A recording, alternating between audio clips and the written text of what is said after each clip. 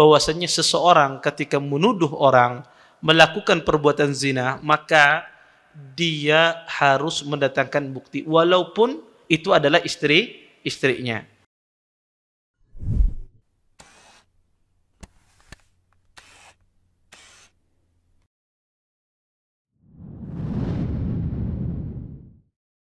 Assalamualaikum warahmatullahi wabarakatuh.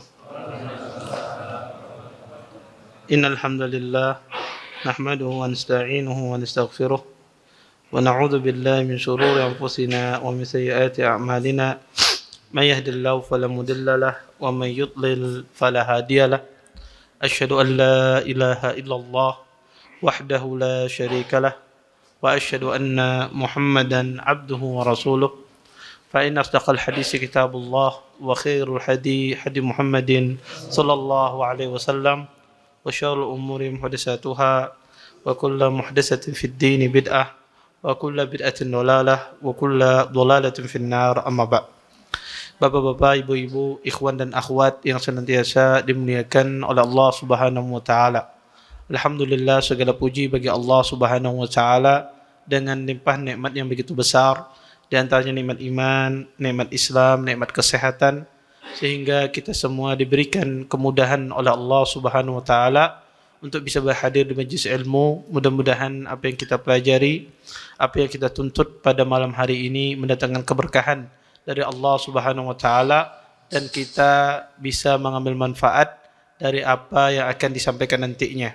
Bapak, Ibu, ikhwan dan akhwat yang dimuliakan oleh Allah Subhanahu wa taala, kita lanjutkan kajian kita tentang syarah kitab Bulughul Maram, masih di dalam bab hudud, ya, hududul qadhaf, ya, hudud tentang seorang menuduh, ya, seseorang melakukan perbuatan fahisyah, perbuatan zina dan semisalnya.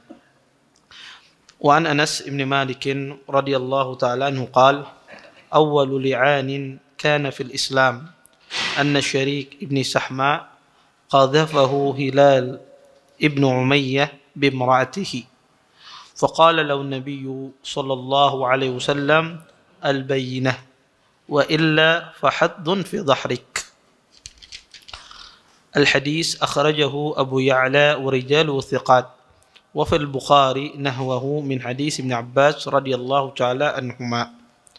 Dari Anas bin Malik radhiyallahu taala anhu, beliau mengatakan sesungguhnya pertama kali li'an terjadi di dalam Islam adalah peristiwa Hilal ibn Umayyah menuduh Syarik ibn Sahma berzinah dengan istrinya. Maka Nabi pun berkata kepada Hilal ibn Umayyah, kata Nabi, al-bayyinah, bukti wahai Hilal. Kalau tidak, maka punggungmu akan dicambuk. Hadis ini dikeluarkan oleh Abu Ya'la wa rijaluhu thiqat, dan rawi-rawi yang meriwayatkan hadis ini, rawinya adalah rawi yang terpercaya. Dan di dalam Sahih Bukhari hadis yang sama tapi datang dari sahabat Abdullah ibn Abbas radhiyallahu taala anhuma. Bapak, Ibu, ikhwan dan akhwat yang dimuliakan oleh Allah Subhanahu wa taala, hadis ini adalah hadis yang sahih. Hadis ini bercerita tentang peristiwa li'an, ya, di dalam di hal peristiwa li'an pertama kali di dalam Islam. Para ulama berselisih. Li'an pertama kali di dalam Islam apakah terjadi pada kasus Hilal ibnu Umayyah ataukah terjadi pada kasus Uwaimir? Ya, cerita Uwaimir sudah kita ceritakan di dalam kitab An-Nikah.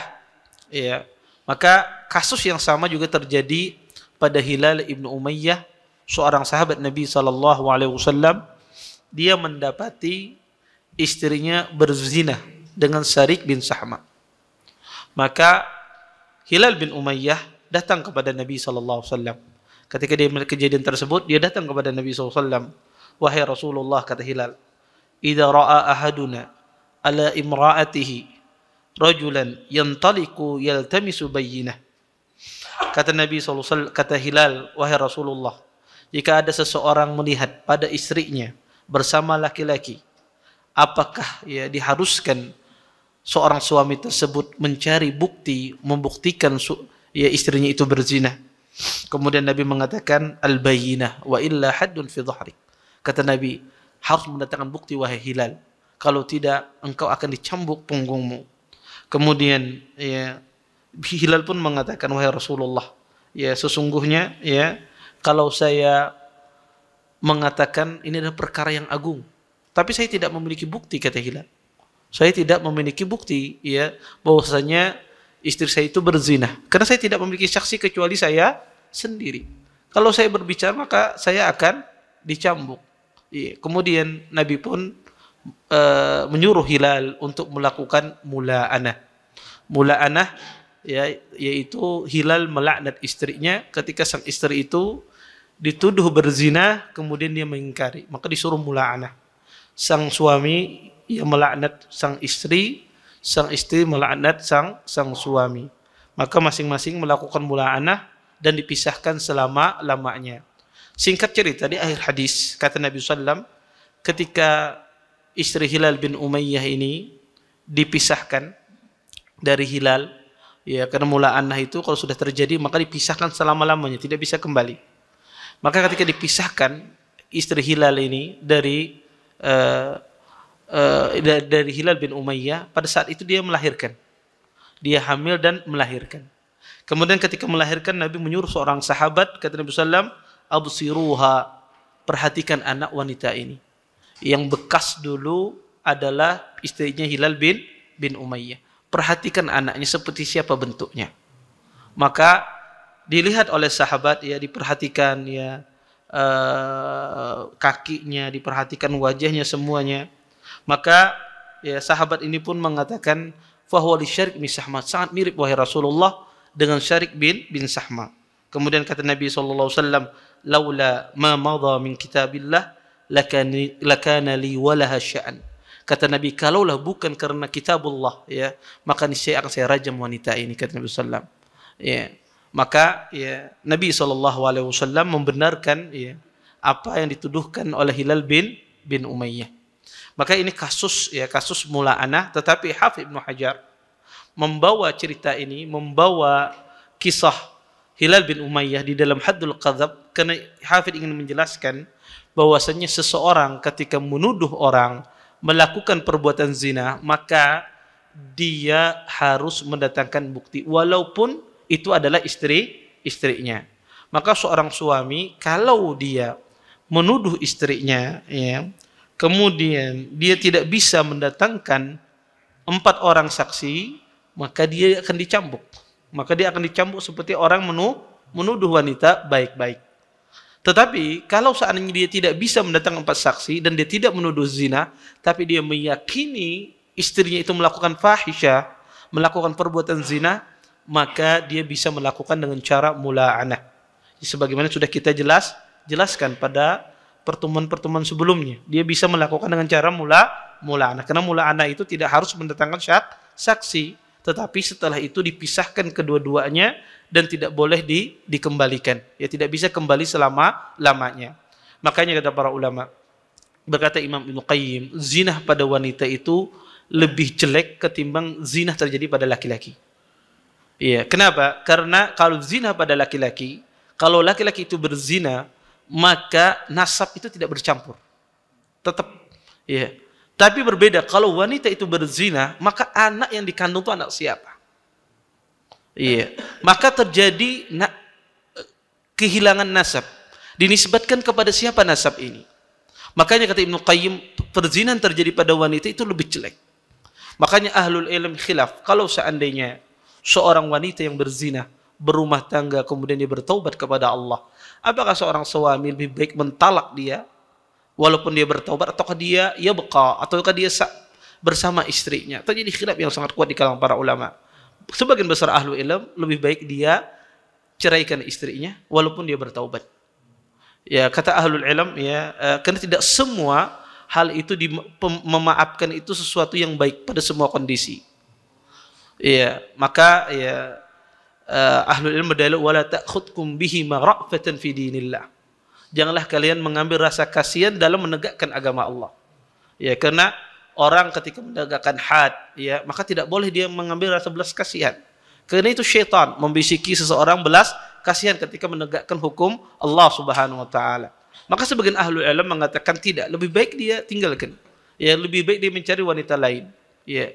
Sebagian ahlul ilm mengatakan tidak. Kalau selama dia bertaubat, kemudian dia menyesali perbuatannya dan dia betul-betul taubat dan nasuha dan dia tidak akan mengulangi kembali dan itu nampak dari perbuatan sehari-hari, sebagian ahlul ilm ya, tidak mengapa dia memilih tinggal bersama istrinya kalau seandainya sang suami tersebut mau. Terjadi khilaf yang sangat kuat. Saya ingin menjelaskan khilaf ini karena ini menunjukkan begitu besarnya bahaya zina terjadi pada seorang istri ketimbang terjadi pada seorang suami, dan semuanya ada dosa besar. Maka hadis ini dibawa oleh Hafidz Ibnu Hajar ingin menjelaskan qazab itu juga bisa terjadi pertama pada seorang suami kepada istri. Kalau seandainya dia tidak mendatangkan bukti, maka dia juga dihukum dengan hukum qadzaf. Kemudian yang kedua, seseorang ketika mengqadzaf seseorang, menuduh seseorang, itu harus mendatangkan bukti. Maka tidak boleh tidak mendatangkan bukti. Kalau dia tidak mendatangkan bukti, yaitu dengan 4 orang saksi bersamanya, maka dia akan dicambuk. Kemudian yang kedua, para ulama menjelaskan bahwasanya qadzaf itu tidak ditegakkan kalau seandainya yang dituduh itu memaafkan. Contoh misalnya, ada seseorang menuduh orang lain berzina. Kamu telah berbuat zina. Maka ya kedengaran ya oleh seorang hakim. Ya. Maka hakim boleh tidak dia menegakkan? Maka hakim tidak menegakkan sampai yang dituduh itu melaporkan. Kalau yang dituduh itu melaporkan, maka hakim menegakkan hukum tersebut. Tetapi kalau seandainya ada orang lain melaporkan, kemudian yang dituduh itu dia memaafkan, sudah saya maafkan saja. Ya, maka di sini jatuh hukuman qadzaf tersebut. Tidak dikenakan sanksi. Dan para ulama mengatakan seseorang yang wanita yang disebut dengan muhsan. Seorang yang disebut dengan muhsan adalah seseorang yang merdeka, muslim, berakal, ya, dan al-afif, orang yang menjaga kehormatannya. Maka kalau dituduhkan kepada mereka tersebut perbuatan zina, maka berlaku hukum qadzaf ini. Kemudian yang kedua kata para ulama, bagaimana seseorang itu menuduh orang lain berbuat zina, ya, menuduh orang banyak berbuat zina padahal tidak mungkin terjadi. Atau menuduh suatu negara atau satu kampung berzina berataan, dia tuduh ini kampung penzina berataan misalnya. Dia menuduh demikian. Apakah dia diqadzaf? Apakah dia dihukum dengan hukuman cambuk? Bukan menuduh perorangan, tapi dia menuduh satu kampung atau satu negara. Dia katakan ini kampung penzina semua. Ini satu negara penzina semua. Kemudian, ya, apakah dia dihukum dengan hukuman cambuk? Kata para ulama tidak. Kalau orang mengqadzaf, menuduh satu negara atau satu Madinah, satu kota, satu desa, maka dia tidak dihukum dengan hukuman cambuk, tidak dihukum dengan hukum qadzaf, tapi dia kena ta'zir. Ta'zir itu hukuman yang ditetapkan oleh seorang hakim. Iya. Kemudian para ulama juga mengatakan bagaimana seseorang menuduh orang yang tidak hadir. Orangnya tidak hadir, kemudian dituduh orang tersebut melakukan perbuatan zina. Contoh, orangnya tidak ada, ya, Anda menyebut misalnya fulan, ini fulan ini telah berzina. Orangnya tidak ada, orangnya di pulau sana, di luar pulau sana, atau di luar negeri sana. Orang tidak ada. Apakah orang ini diberlakukan hukuman cambuk? Kata para ulama tidak. Tidak diberlakukan kepadanya hukuman cambuk. Kenapa? Sampai orang tersebut datang kepada hakim meminta untuk dia minta keadilan. Maka kalau dia minta keadilan, maka ditegakkan hukum Islam tersebut. Kemudian para ulama mengatakan menuduh orang itu kadang itu menggunakan dua alfaz. Ada lafaz yang pertama itu lafaz yang sangat jelas. Menuduh orang ini penzina, kamu adalah penzina, kamu adalah anak penzina, dan semisal. Maka tuduhan zina atau tuduhan liwat, homoseks, lesbi dan semisalnya ini masuk di dalamnya. Maka ini juga kena hukuman qadzaf. Ya. Yang kedua ini disebut dengan lafdzus sharih, ya, lafaznya jelas. Adapun lafdzul kinayah, lafdzus kinayah ini ya ungkapan. Tidak jelas, tidak tahu maksudnya apa. Ya, memiliki multi tafsir, banyak tafsiran. Contoh misalnya saya katakan, ya fajirah, saya katakan, wahai wanita fajir. Fajir itu adalah wanita jahat. Kata fajirah ini umum sifatnya, tapi biasanya orang Arab menggunakan fajirah untuk orang berbuat zina. Tetapi, atau saya katakan ya khabisah, ya wahai wanita jelek. Khabisah, ya ini juga perkataan multitafsir. Ya bahwasanya ini bisa memiliki makna dia berbuat zina atau dia berbuat yang lain.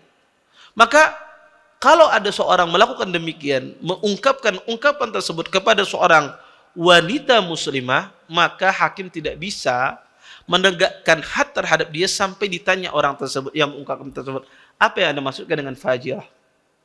Apa yang Anda maksudkan dengan khabisah? Kalau dia katakan saya maksudkan dengan fajirah, dia berzina, maka ditegakkan hukum qazaf karena dia menuduh. Kalau saya maksudkan fajir, enggak, saya maksud fajirah ini karena dia tidak taat terhadap suaminya, maka tidak ditegakkan hukum qazaf, tetapi ditakzir. Ta'zir itu hukuman yang ditetapkan oleh seorang hakim berdasarkan ijtihadnya dia. Bukan hukuman yang disebutkan di dalam Al-Quran ataupun di dalam hadisnya Nabi SAW.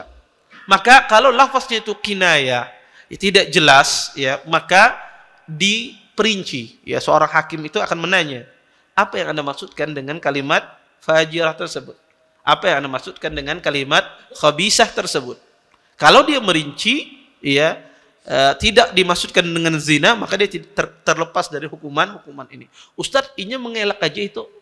Ya. Pas hendak dihukumi, kita menghukumi secara zahir. Karena hati manusia kita tidak ada yang tahu. Maka di dalam Islam itu, hukum itu ditegakkan apa yang zahir. Adapun di dalam hati manusia tidak ada yang tahu, kita serahkan kepada Allah. Makanya Nabi SAW tidak menghukum orang-orang munafikin. Padahal orang munafik itu orang kafir. Orang munafik itu orang kafir, bukan orang Islam. Mereka menyembunyikan kekufuran di dalam hati mereka. Tapi Nabi tidak menghukum mereka, tidak menegakkan hukuman kepada mereka karena Nabi bermuamalah secara zahir. Karena hati manusia itu kita serahkan sama Allah. Yang kita hukumi zahir dari perkataannya, zahir dari perbuatannya. Adapun hati manusia itu urusannya sama Allah Subhanahu wa taala. Kemudian para ulama juga menjelaskan bahwasanya sebab itu pula seseorang menuduh, ya, orang yang tidak mungkin melakukan perbuatan zina, dituduh, ya, dituduh dia. Contoh misalnya, ya, jamaah misalnya Masjid As-Salam ini berzina berataan misalnya, pada orang lagi sembahyang dia tuduh demikian. Ini tidak mungkin terjadi, tapi dia melakukan tuduhan demikian. Ini juga kata para ulama tidak ditegakkan hukum qadzaf. Kenapa? Karena itu tidak mungkin terjadi.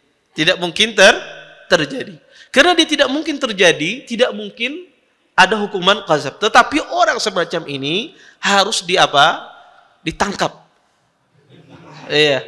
Kenapa? Karena dia menuduh dengan macam-macam. Dia ditakzir, tapi tidak dikenakan hukum haddul qadzaf. Kemudian kata para ulama, orang yang menuduh orang lain berbuat zina itu dosa besar.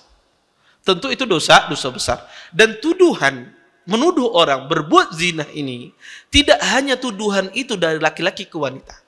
Emang kebanyakan, ya, di dalam ayat walladzina yarmunal muhsanat, dan adapun orang yang menuduh wanita-wanita, bisa jadi sebaliknya wanita menuduh laki-laki juga termasuk. Tidak hanya laki-laki menuduh wanita atau laki-laki menuduh sesama laki-laki, tetapi sebaliknya bisa jadi wanita menuduh laki-laki. Oh, ini laki-laki penzina misalnya, dituduh oleh wanita, juga masuk di dalamnya. Jadi hukuman ini tidak hanya berlaku laki-laki menuduh wanita, tapi bisa jadi wanita juga menuduh laki-laki, masuk juga di dalam masalah hukuman qadzaf ini. Kemudian para ulama mengatakan asal qadzaf itu adalah dosa besar. Dosa besar. Kenapa? Karena ada hadnya. Setiap ada hukuman had itu adalah hukuman yang telah ditentukan di dalam syariat. Batasan hukuman sudah ditentukan. Ya, misal membunuh, hukuman di dalam Islam juga dibunuh. Berzina dirajam. Ini disebut dengan had. Hukumannya sudah ditentukan, bukan hakim berijtihad. Ini disebut had di dalam Islam. Nah, qadzaf ini adalah bagian dari had. Maka dia kalau setiap hukuman yang ada hadnya, maka itu dosa besar. Dosa yang dilakukan itu adalah dosa besar. Para ulama mengatakan ada qadzaf ini bukan dosa besar, tapi kufur dia. Keluar dari Islam ketika pada dua keadaan. Pertama, ketika seseorang menuduh para nabi-nabi berzina. Menuduh para rasul dan nabi berzina. Siapa saja yang menuduh para nabi dan para rasul berzina, maka dia keluar dari Islam, kufur. Kenapa? Karena mereka maksum dari perbuatan tersebut. Maka dia akan mengingkari banyak ayat dan banyak hadis-hadis Nabi SAW.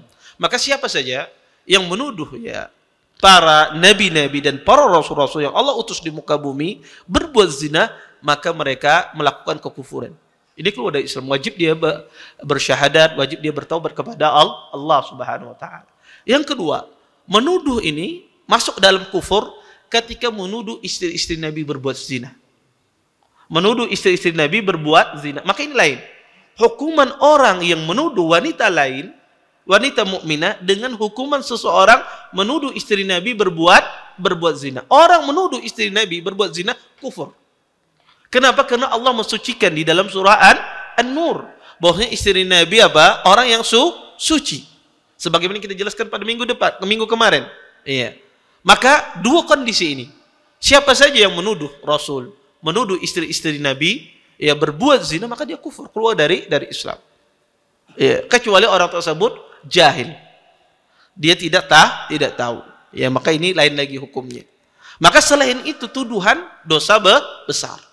Selain dua kondisi ini, maka tuduhan kepada seorang itu adalah dosa besar. Taib. Bapak Ibu ikhwan dan akhwat yang dimuliakan oleh Allah Subhanahu wa taala, ya.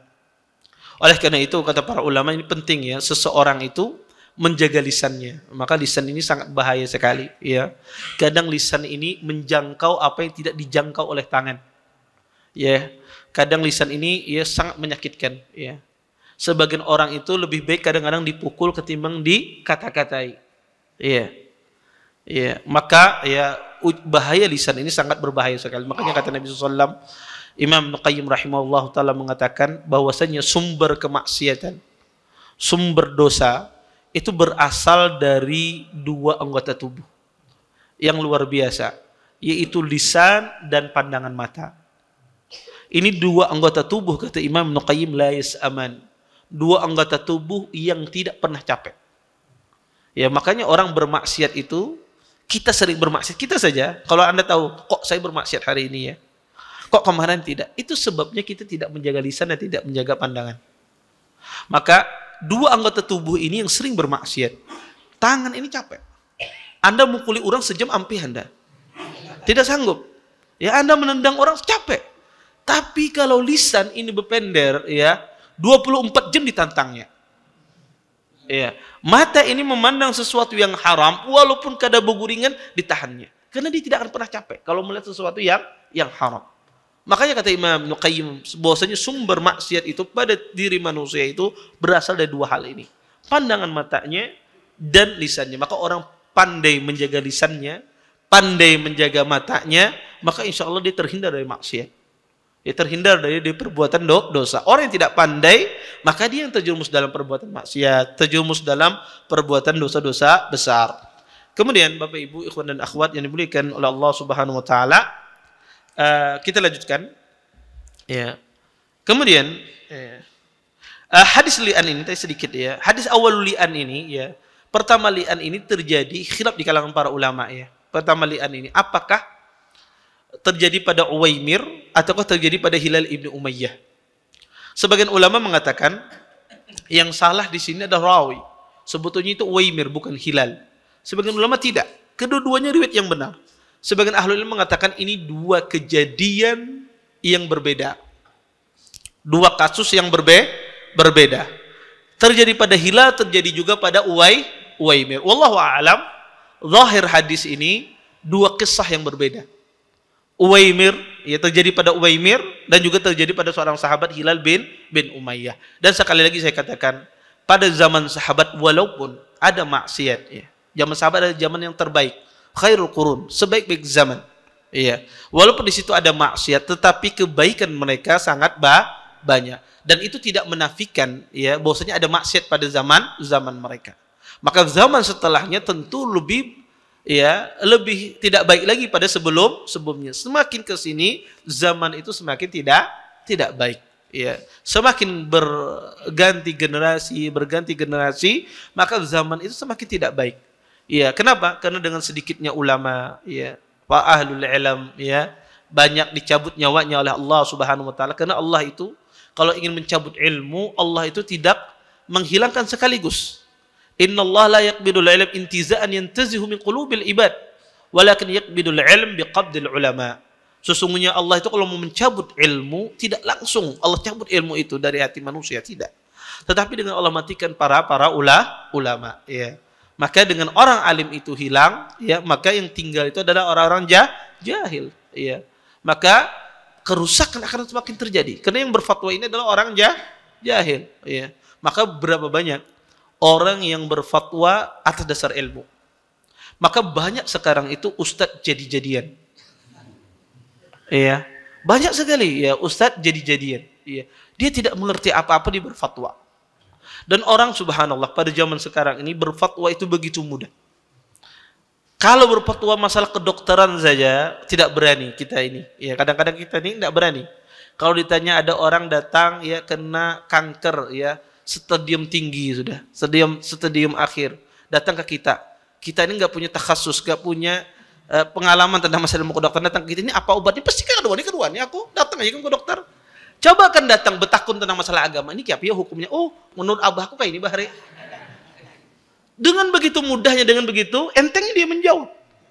Iya, padahal fatwa dia itu lebih parah ketimbang dia berfatwa tentang obat. Padahal antum tahu tidak ada ya khilaf yang paling besar kecuali khilaf kedokteran. Ya, khilaf yang besar banget ya. Ya, Anda kedatang dokter sini beda analisanya, kadang di sini beda. Ya. Tetapi orang tidak berani dalam masalah itu dalam ilmu dunia, tapi dalam masalah akhirat orang begitu berani. Makanya ya ajra'ukum ala fatwa kata Umar bin Khattab. Orang yang berani di antara kalian yang memberanikan dirinya masuk neraka adalah orang yang memberanikan dirinya dalam fatwa. Ya. Maka berhati-hati seseorang kalau dia tidak tahu, kalau dia tidak, maka jangan dia berfatwa. Ya. Karena itu bahaya ya.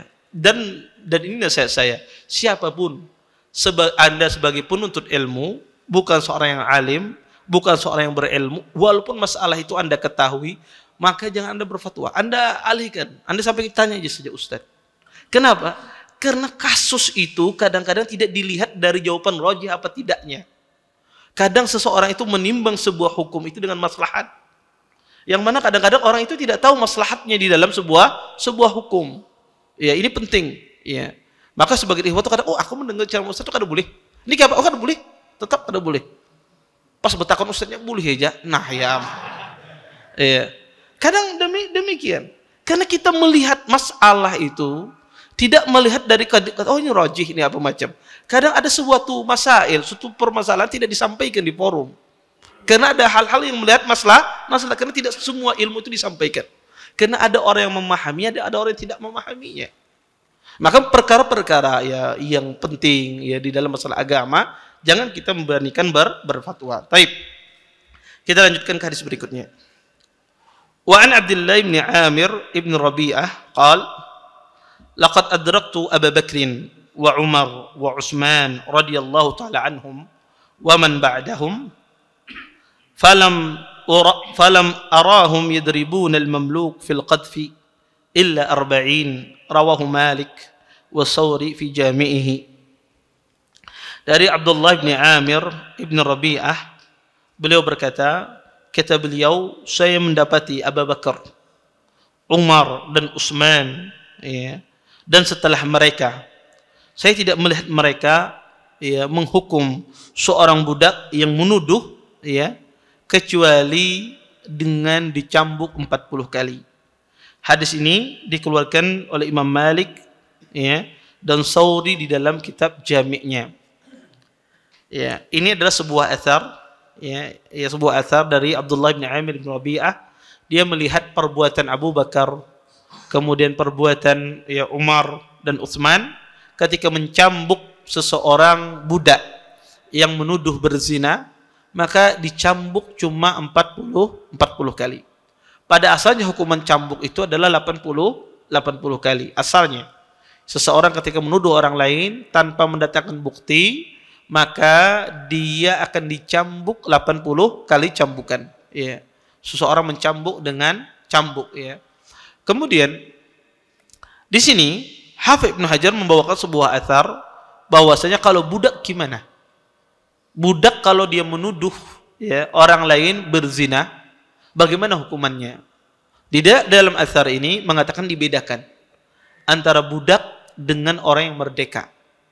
Budak di dalam athar ini dicambuk 40 kali cambuk.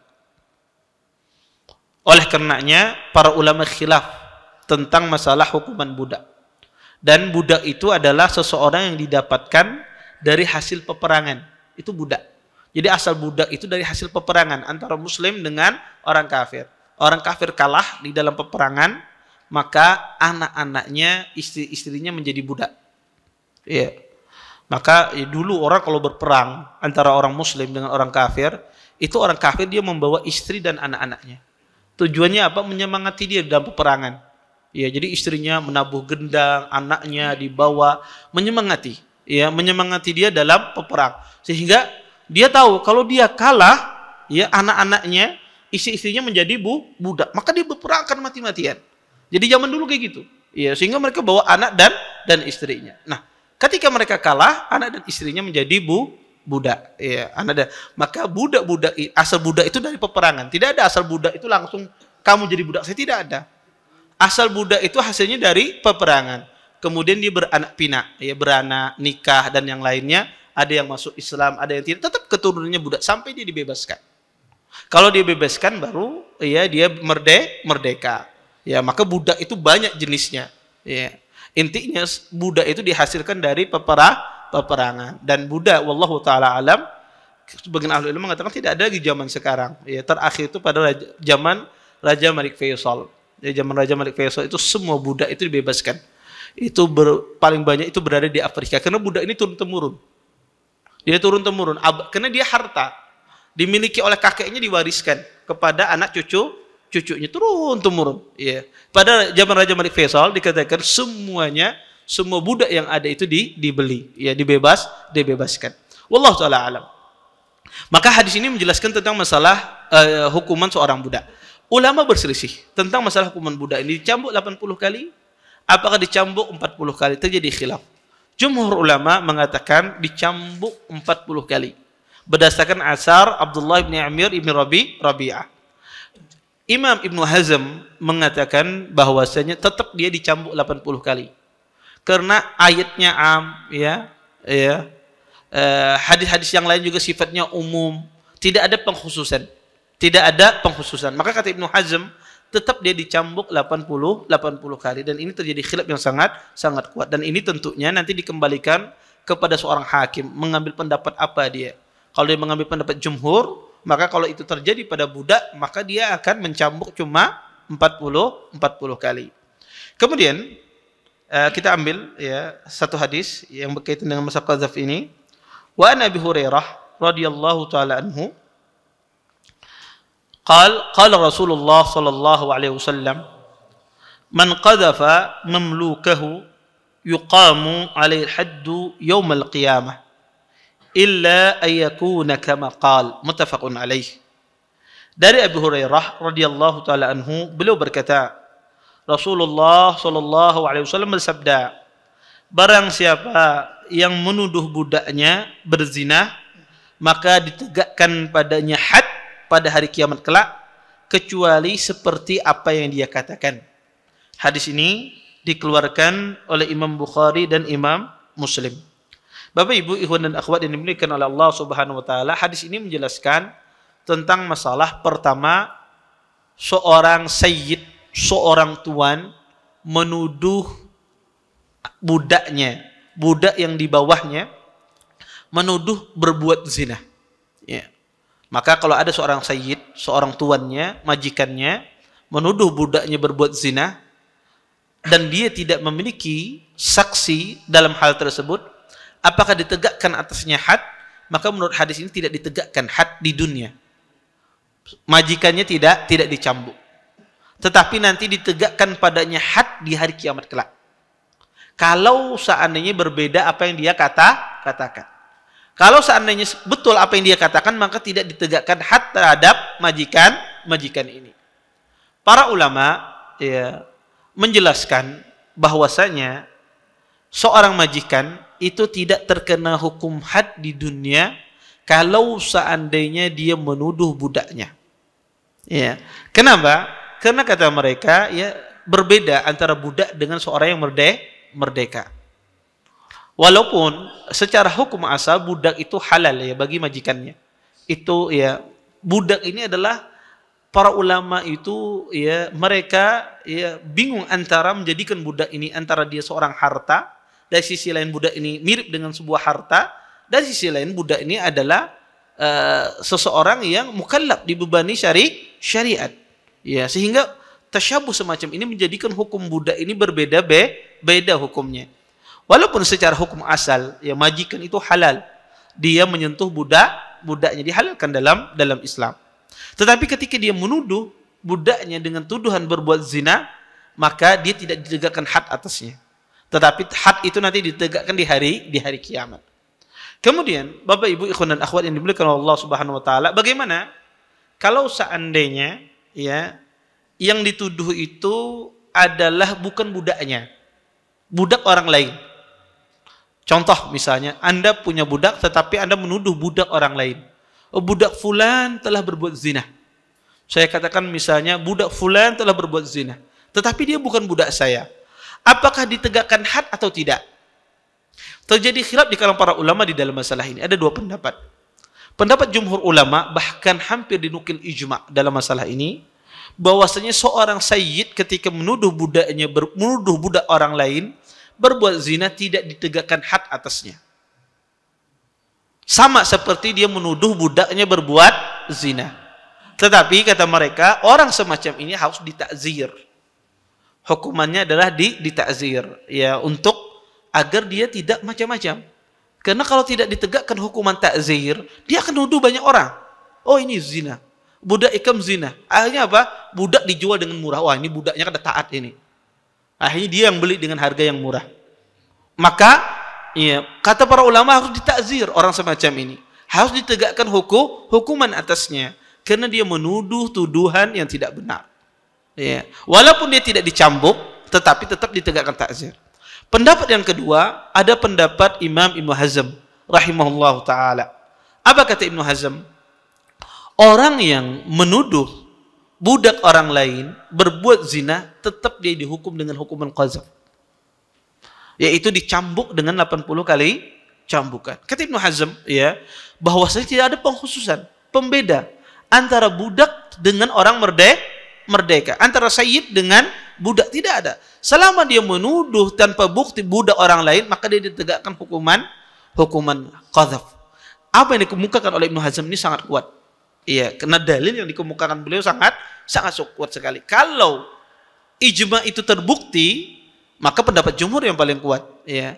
Tetapi wallahu taala alam, ya, penukilan ijma di sini ada yang menyelisihinya, sehingga apa yang disampaikan oleh Imam Ibnu Hazm bahwasanya orang yang menuduh budak orang lain berbuat zina, maka ditegakkan hukuman atas dia, hukuman qazaf.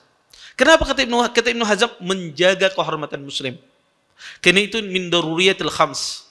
Di antara perkara 5 daruriyat, 5 perkara penting dijaga dalam agama ini adalah menjaga a'rad, menjaga kehormatan seorang muslim. Ya. Maka ini dijaga. Makanya para ulama meletakkan kaidah yang sangat asasi, menjaga kehormatan seorang muslim. Ya. Karena siapapun dia, baik dia budak, baik dia orang merdeka, dia seorang muslim, dia orang yang mulia. Harus dijaga kehormatannya. Oleh karenanya kata Imam Ibnu Hazm, orang yang semacam ini harus dia ditegakkan hukumannya hukuman qazaf. Wallahu taala alam, apa yang dikemukakan oleh Imam Ibnu Hazm ini ya, dari sisi dalil itu sangat kuat ya. Sehingga kalau ada demikian maka ditegakkan hukuman qazaf. Bapak Ibu ikhwan dan akhwat yang dimuliakan oleh Allah Subhanahu wa taala, ya, hukuman qazaf ini ditegakkan dalam syariat Islam ya, tujuannya cuma satu. Pertama ya, untuk menjaga kehormatan seorang muslim. Ya, makanya pada zaman sekarang ini banyak sekali kaum muslimin itu dilecehkan. Maka kata para ulama disyariatkan haddul qadzaf ini untuk melindungi ya kehormatan seorang muslim. Karena begitu mudahnya orang zaman sekarang melecehkan antara satu muslim dengan muslim yang lainnya. Makanya perlu ditegakkan hukuman qadzaf ini. Akibat nggak ada penegakan hukuman qadzaf ini, maka orang begitu mudah. Ya, sekarang ini sangat mudah sekali orang menuduh fulan, ya penzina, menuduh seorang dengan tuduhan yang tidak benar. Maka ini tidak boleh. Ya. Dan juga kita juga kalau dalam bahasa syar'i tidak boleh kita ubah alfaz syar'iyah itu, lafaz syar'i itu kita ubah ke lafaz yang lain. Jadi pada zaman sekarang ini banyak sekali perubahan lafaz syar'i ke lafaz yang lain. Contoh misalnya, ada seorang misalnya dikatakan dia adalah seorang selingkuh misalnya. Orang ini berselingkuh. Maka jangan dikatakan berselingkuh, dia berzina. Iya, kenapa? Karena kalau terbukti dia adalah berzina, maka katakan dia berzina. Kenapa? Karena itu menjadikan perbuatan zina itu menjadi ringan. Karena alfaz zina itu lebih kuat. Tetapi kapan digunakan ini kalau betul-betul terbukti? Ya, seseorang itu telah berzina. Maka tidak menggunakan maka mengganti alfaz syar'i itu juga berbahaya. Maka orang-orang di luar sana berusaha kadang-kadang menyamarkan maksiat dengan apa? Dengan lafaz-lafaz yang tidak berat. Ya tidak berat. Kenapa? Karena lafaz syar'i yang ditetapkan dalam syariat itu berat pada jiwa manusia ketika mendengarnya. Ya. Orang dikatakan ini khamr, maka jangan diubah lagi. Khamr ini adalah penghangat minuman penghangat badan dan semisalnya. Ya. Maka ini apa? Menjadikan khamr itu sesuatu yang apa? Tidak, kada apa-apa ini asalnya. Maka lafaz syar'i itu penting. Ya, lafaz syar'i itu penting. Makanya seorang iktina terhadap lafaz syar'i itu penting, tetapi tidak boleh sembarangan. Maka menuduh orang berzina tidak boleh sampai dia mendatangkan 4 orang saksi. Wallahu taala alam, ini penting kita menjaga lisan kita, menjaga kehormatan saudara dan saudari kita muslim dan muslimah. Wallahu taala alam, ini mungkin bisa ulun sampaikan, mudah-mudahan bermanfaat. Sisa waktu yang ada mungkin kita tanya jawab. Kalau ada bertanya silahkan. Taib. Sebelumnya ulun baca dari kertas ini. Bismillah. Izin bertanya Ustaz. Jikalau menuduh homoseks atau LGBT termasuk hukum qadzaf. Apakah jikalau ada orang yang menuduh muslim atau muslimah baik-baik melakukan masturbasi itu juga termasuk hukum qadzaf? Tidak. Kalau menuduh orang melakukan masturbasi atau onani dan semisalnya, maka itu tidak termasuk hukum qadzaf. Karena qadzaf itu menuduh perbuatan zina atau semisalnya. Zina, liwat, semisalnya. Atau menuduh dia berhubungan intim dengan hewan, misalnya, maka itu termasuk. Ada masturbasi tidak? Menuduh orang masturbasi, menuduh orang, ini ketujuh melihat binian nih kada. Kada termasuk apa? Qadzaf. Ya, tetapi itu harus dihukum orang demikian. Kalau tidak terbukti. Tapi ini tidak termasuk hukuman qadzaf. Ya, wallahu a'lam. Baik. Menuduh? Kalau kelanakan tidak. Ya, kalau kelanakan kalau dia menuduh orang-orang, dia tidak dihukum. Karena kelanakan itu tidak ada taklifnya dia. Tidak ada hukumannya. Kelanakan itu yang dihukum nanti walinya. Kalau dia melakukan perusakan atau pengambilan harta, maka walinya yang diminta mengganti. Misalnya ada bisi kelanakan, bisi anak nakalnya luar biasa, melihat rumah orang dihamputinya misalnya, pecah kacanya, maka bukan anaknya itu disuruh mengganti, tapi orang tuanya disuruh mengganti rugi. Maka anak-anak itu tidak kena hukuman. Wallahu a'lam.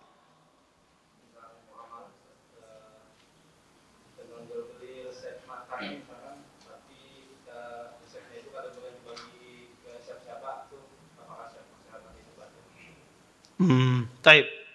Jazakumullah khair atas pertanyaannya. Ya, apa hukum seseorang menjual resep makanan yang dia berbagi resep, kemudian dia dengan syarat tidak boleh di-share resepnya tersebut.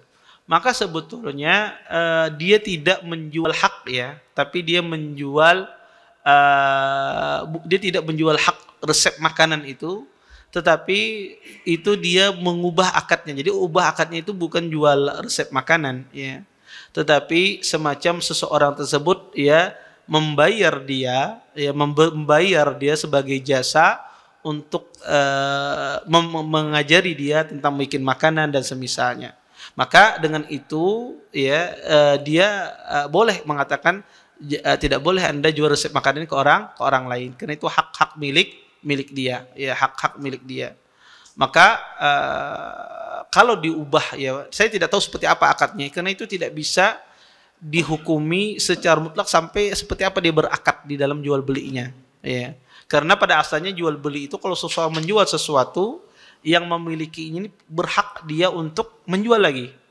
Kalau dia sudah memilikinya, berhak dia menjual. Nah, tetapi nanti di akadnya itu diubah, ya bukan dia semacam menjual hak milik, ya bukan menjual hak milik resep dan semisal, tapi sekedar dia memberikan mengajari atau menawarkan jasa mengajari semacam itu. Maka itu dia bisa mengatakan tidak boleh Anda menyebarkan dan semisalnya. Wallahu taala alam.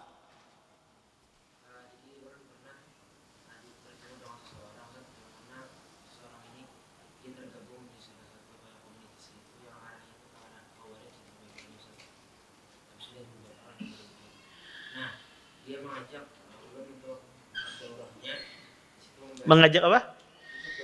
Daurah mereka.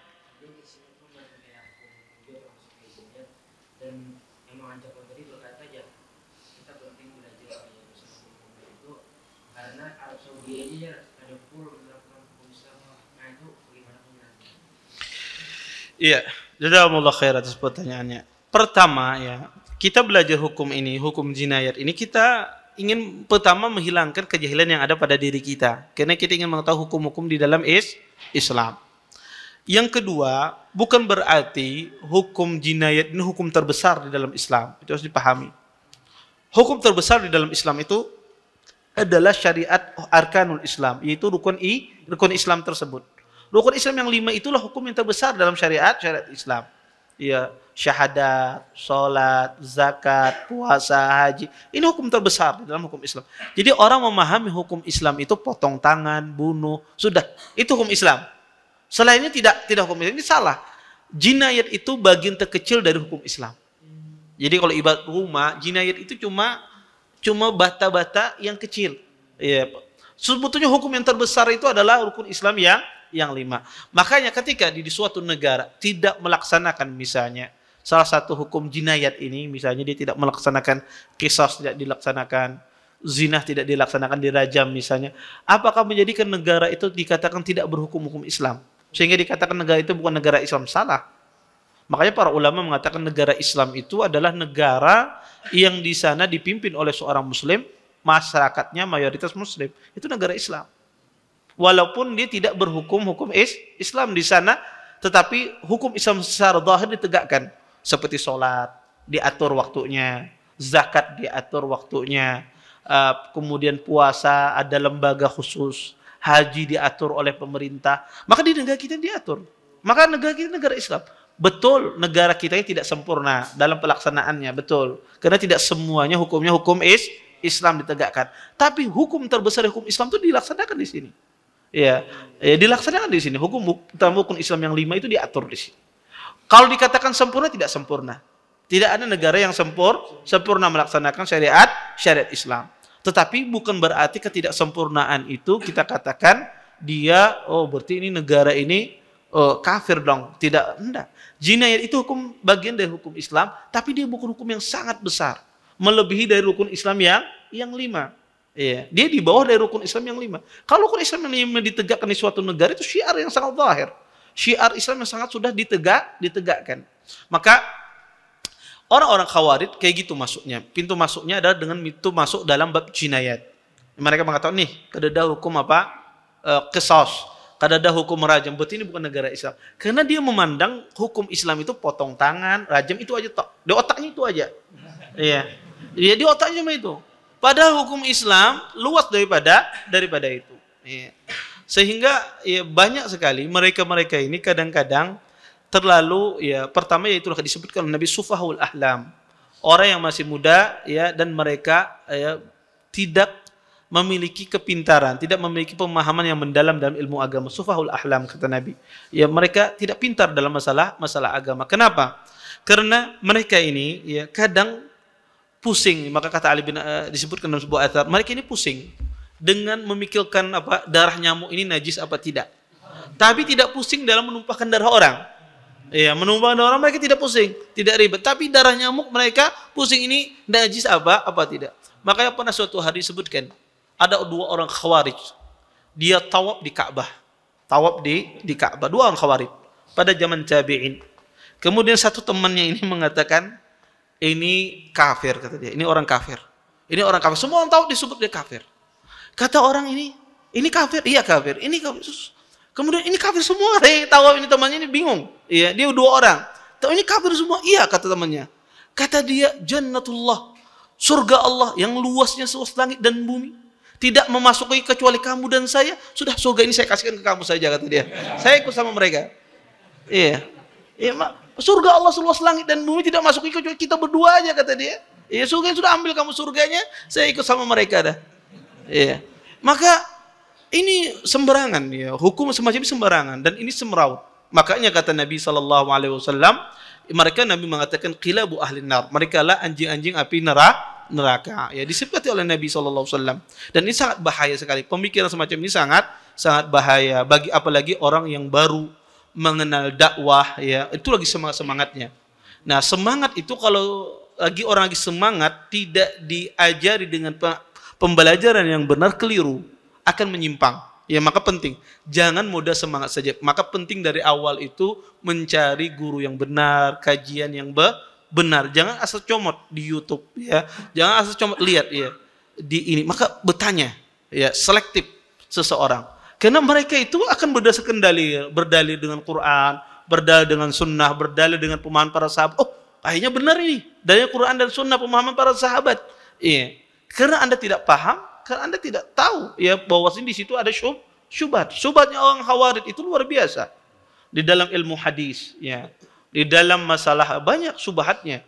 Ya, makanya tidak bisa membantah orang Khawarij itu kecuali orang Ahlussunnah wal Jamaah. Yang membantah orang Khawarij itu pasti orang Ahlussunnah wal Jamaah. Karena yang paling mengerti syubhat orang Khawarij adalah orang Ahlussunnah wal Jamaah. Ya. Maka Anda perhatikan, semua yang membantah Khawarij itu adalah para orang-orang salaf. Mereka lah yang membantah syubhat Khawarij. Anda cari satu orang yang bukan orang Ahlussunnah wal Jamaah membantah orang Khawarij, tidak ada. Yang membantah syubhat-syubhat mereka secara detail, ya. Makanya orang Khawarij itu sangat benci dengan orang salaf. Karena yang membantah syubhat mereka adalah orang salaf. Maka ulama itu menyusun buku-buku dawabit takfir. Kaidah dalam mengkafirkan seseorang tidak gampang. Kemudian ulama menyusun buku al-udhur bil jahl. Ya, masalah uzur dengan kejahilan. Dibikin ulama salaf semua yang bantah. Maka orang-orang Khawarij ini masuk dengan berbagai macam. Pertama, ya, ini sedikit kita daurahnya biar paham. Orang Khawarij itu kadang tuh masuk dengan hal-hal yang dilakukan misalnya oleh pemerintah. Perbuatan-perbuatan dosa yang dilakukan oleh pemerintah itu pembenar mereka mengkafirkan sebuah negara. Contoh misalnya, mereka lihat tuh negara kita membolehkan riba, berarti negara ini kafir. Sangat sesimpel kayak gitu pemikirannya. Negara membolehkan riba berarti negara menghalalkan apa yang Allah haramkan. Segala sesuatu yang menghalalkan apa yang Allah haramkan itu kafir. Kaidahnya betul, menghalalkan apa yang Allah haramkan betul. Itu ada keluar dari Islam, kita menghalalkan apa yang Allah haramkan. Tetapi apakah orang berkeyakinan demikian? Tidak. Kalau begitu kita akan mengkafirkan semua orang berbuat maksiat. Orang mencuri, oh ini menghalalkan apa yang Allah haramkan. Ya. Orang melihat wanita yang bukan, oh ini kafir, menghalalkan apa yang Allah haramkan, membolehkan melihat wanita. Maka semua orang berbuat maksiat akan dia kafirkan dengan kaidah dia. Maka secara kaidah betul, ya, tapi orang melakukan demikian bukan menghalalkan apa yang Allah haramkan, tapi dia terkena syahwat. Orang yang bermuamalah riba bukan menghalalkan apa yang Allah haramkan, tapi dia terfitnah dengan ribanya. Nah, ini salah satu contoh ya model. Kalau nggak belajar mendetan, nggak paham. Melihat kaidahnya, oh kayaknya benar kaidah yang mereka sebutkan. Ya, ini penting. Maka kita harus bertanya, selektif di dalam mencari kajian, ya, sehingga tidak terkena fitnah semacam ini. Wallahu a'lam. Tapi ada lagi yang lain? Enggak.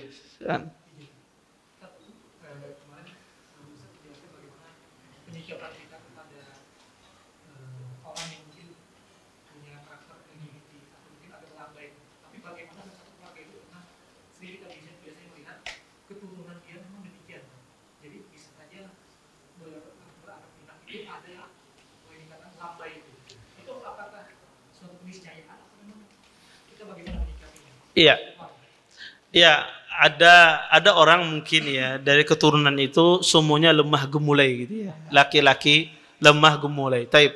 Apakah itu faktor keturunan? Bisa jadi faktor keturunan orang yang lembut dan semisalnya. Tetapi demikian, jangan dibiarkan demikian. Harus diubah. Ya dijadikan dia tidak lemah gemulai.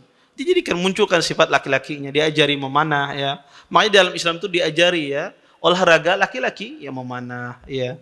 Kemudian dia lari, ya bela diri dan semisalnya.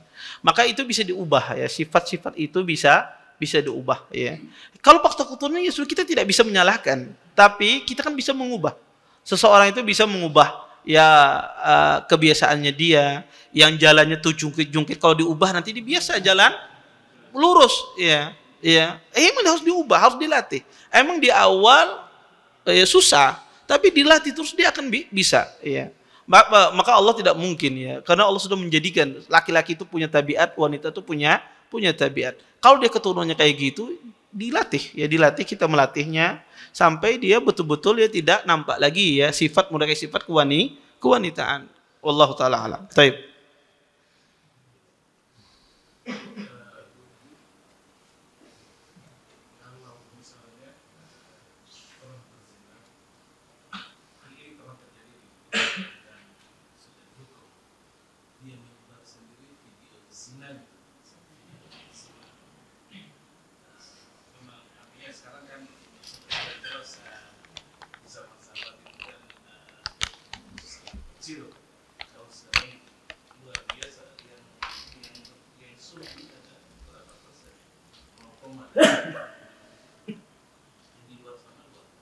Biasa aja dengan setiawan biasa, bahkan menyebar sendiri videonya kalau dalam syariat itu bisa dihukum sebar sendiri. Waktu itu gampang, kalau sekarang sudah diblokir, kalau yang situs-situs porno diblokir, tapi masih ada juga cara tertentu bisa diblokir secara umum. Terus yang kebanyakan di masyarakat itu punya istri, terus misalnya punya suami, terus zina, yang keluar zina, terus punya anak, kan tadi dinasabkan, harus dinasabkan sama ayahnya. Tapi biasa ibu ini yang bocorkan bahwa saudaramu yang sana. Nah, kalau terhadap saudaranya biologisnya tanpa mahram juga, misalnya dia punya anak zina di sini, tapi kan dinazarkan sama ayah yang punya ranjang tadi, terus dia juga punya anak yang sah selain zina ini. Anaknya yang sah dengan zina tadi mahram. Kemudian yang ketiga masalah ucapan syar'i. Jadi kalau kaum orang-orang non muslim kan harus dibilang akan dulu, kita bilang non muslim. Kemudian hari Ahad tidak boleh.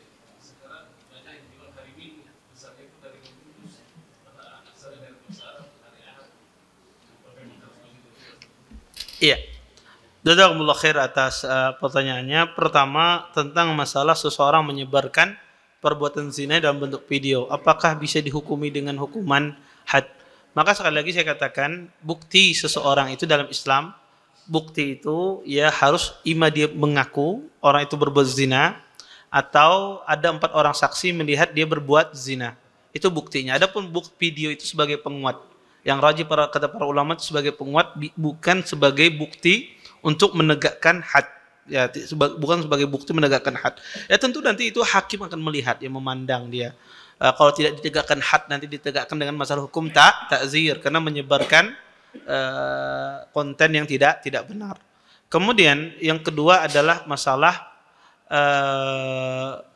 seseorang yang berzina, seorang wanita berzina, kemudian dia dinasabkan, dia bersuami, ya dinasabkan kepada ayahnya.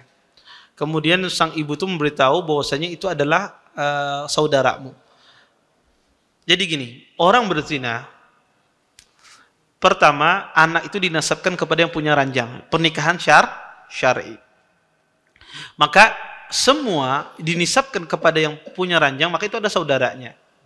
Termasuk kalau seandainya seorang ibu itu, seorang wanita itu berzina lagi dengan laki-laki lain, ya, dia punya anak dengan laki-laki lain tersebut, maka itu dari sisi dia bersaudara juga dari sisi ibu.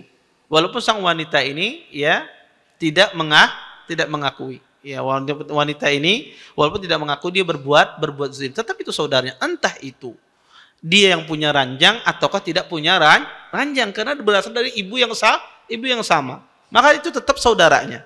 Jadi tidak ada bedanya, baik itu dikatakan punya ranjang atau tidak, tetap dari wanita ini dia bersaudara karena dia lahir dari seorang ibu ini, ya, dari wanita ini. Ya. Maka intinya dalam Islam itu anak itu kalau sudah dinasabkan kepada ayahnya, maka ya semua anak-anak dari laki-laki tersebut, anak-anak dari wanita tersebut, maka dia adalah saudara.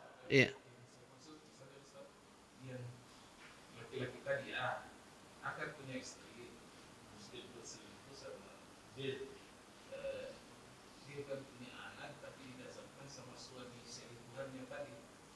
Padahal dia anaknya si A.